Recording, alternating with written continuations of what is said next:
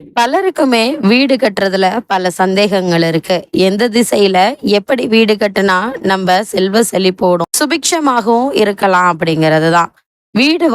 வீட்டினுடைய நிலைவாசலை பொறுத்து தான் கணக்கு. அதாவது வீட்டினுடைய இடம், அதாவது மனையும் வீடும் யார் பேர்ல அமைஞ்சிருக்குதோ அவங்களுடைய ஜாதகத்தை குறிப்பிட்டு தான் திசைய கணக்கிட முடியும். 4 திசையில எந்த திசையில வேணாலுமே நம்ம வாசல் அமைத்துக்கலாம். பொதுவாவே வாஸ்தினுடைய பொது விதியா என்ன இருக்கு அப்படின்னா, அக்னி மூலையில அடுப்படியும், வாயு மூலையில செப்டிக் டேங்க் அமைக்கணும். அதே போல குபேர மூலையில மாஸ்டர் பெட்ரூம், குபேர மூலையில மேல தண்ணி டேங்க் வைக்கணும்.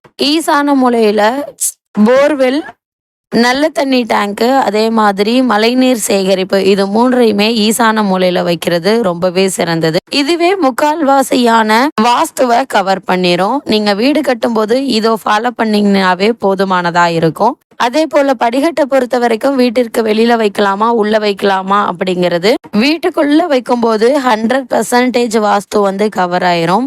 அதே போல வெளியில நீங்க படிக்கட்டு வைக்கிறீங்கன்னா அதுக்கு தகுந்த மாதிரி அந்த வாஸ்துவை நீங்க கவர் பண்ற மாதிரி இருக்கணும். அதனால நீங்க படிக்கட்டு உள்ள வைக்கிறதும் வெளியில வைக்கிறதும் நீங்க யோசிச்சு முடிவெடுக்கிறதுல தான் இருக்கு. அதே போல உங்களுடைய ஓன் யூஸுக்கு தான் நீங்க வீடு கட்டுறீங்க அப்படின்னா நீங்க தாராளமா படிக்கட்டை உள்ள வச்சுக்கலாம். ஆனா நீங்க வீடு வாடகைக்கு விடுறீங்க, மத்தவங்களும் படிக்கட்டை யூஸ் பண்றாங்க அப்படின்னா படிக்கட்டை நீங்க வெளியில வைக்கிறது தான் சிறந்தது.